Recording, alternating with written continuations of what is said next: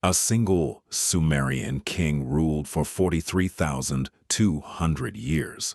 It's written on a 4,000-year-old clay tablet sitting right now in a glass case at the Ashmolean Museum in Oxford. By the end of this video, you'll understand why historians and theologians have been arguing about this artifact for over a century, and why it keeps getting compared to a story you've probably heard since childhood.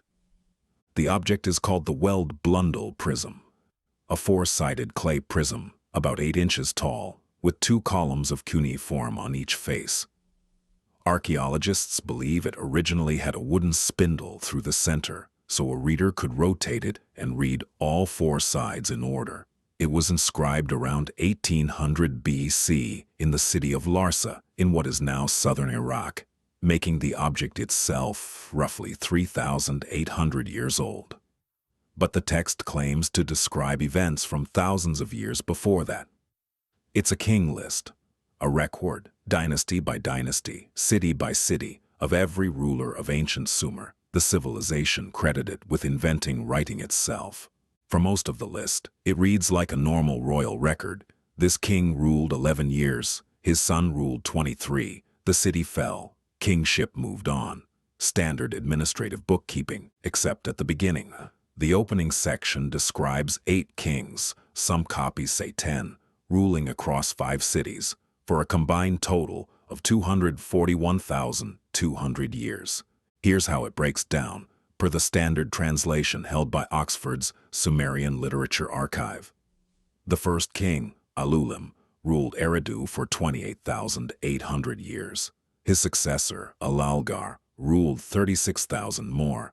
Kingship then shifted to Bad Tibira, where Enmen-Lu-Ana ruled for 43,200 years, the number from the opening. After him, Enmen-Gal-Ana ruled 28,800 years. Then Dumuzid, the same shepherd god who appears elsewhere in Sumerian mythology, ruled 36,000 more. The list continues this way until the 8th and final antediluvian king, Ubaratutu, who ruled Shuruppak for a comparatively modest 18,600 years. Then, right after that 8th king, the scribe writes one line that changes the tone of the entire document. Then the flood swept over. After that line, everything changes. Rain lengths crash back down to earth. Dozens of years, occasionally a few hundred in the earliest post-flood dynasties, then settling into ranges that look completely normal for ancient monarchs. It's one of the most striking before and after contrasts in ancient literature. If this is ringing a bell, it should. This exact structure, a small number of ancestors with absurdly long lifespans, a catastrophic flood, then dramatically shortened lifespans, is the same structure found in the book of Genesis. In Genesis 5, the pre-flood patriarchs live for centuries. Adam lives 930 years. Methuselah lives 969. That list runs 10 generations from Adam to Noah, right before the flood narrative begins. The Sumerian list has 8 kings, though less complete versions record 10, matching the biblical count almost exactly. After the flood in Genesis, lifespans also drop generation by generation, settling into the 70 to 80-year range we consider normal today. 2 separate cultures, writing centuries apart in different languages, almost certainly without reading each other's texts, both describe the same basic shape of history. Impossibly long-lived ancestors, a flood that resets civilization, and a permanent drop in lifespan afterward. So does this tablet prove a real global flood happened, and that it physically shortened human lifespan? Historians are split, and it's worth understanding why. The mainstream academic position is that these numbers were probably never meant as literally calendar years. Sumerian mathematics was sexagesimal, based on 60, not 10. Their number system had special units. A SOS equaled 60, a NUR equaled 600, a SAR equaled 3,600. Nearly every reign length on this tablet is a clean multiple of 3,600.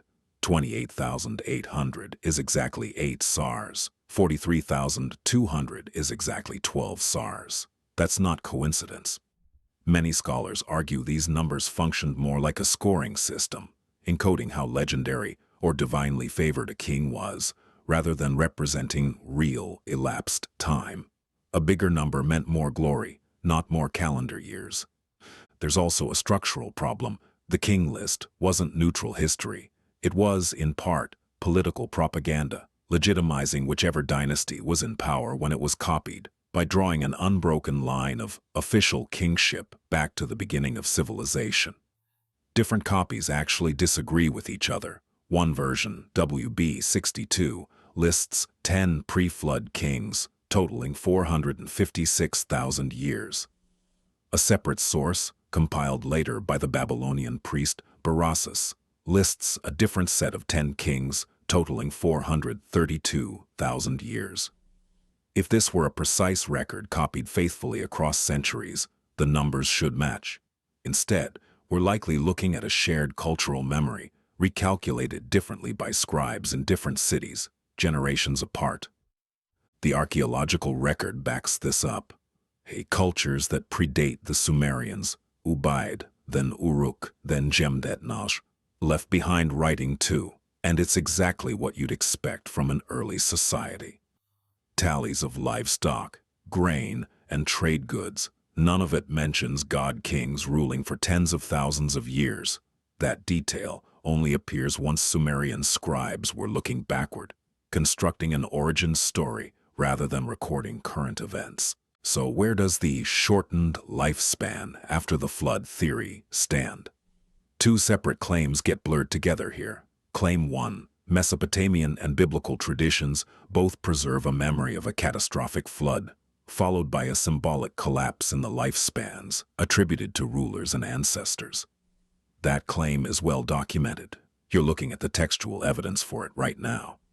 Claim 2. This proves early humans literally, biologically, lived for thousands of years, and the flood itself physically altered human lifespan going forward.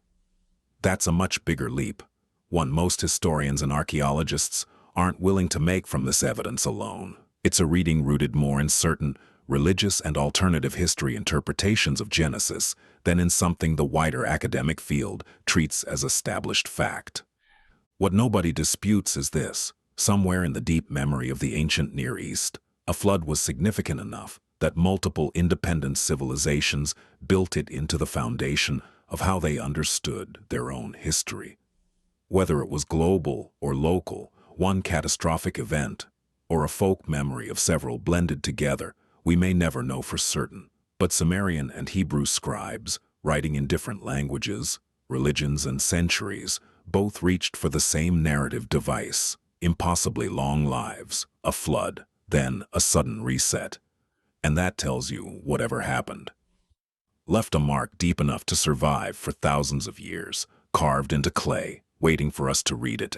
If you want to go deeper into what's actually written on that Oxford tablet, stick around. This is only the beginning of what the Sumerian King List has to tell us.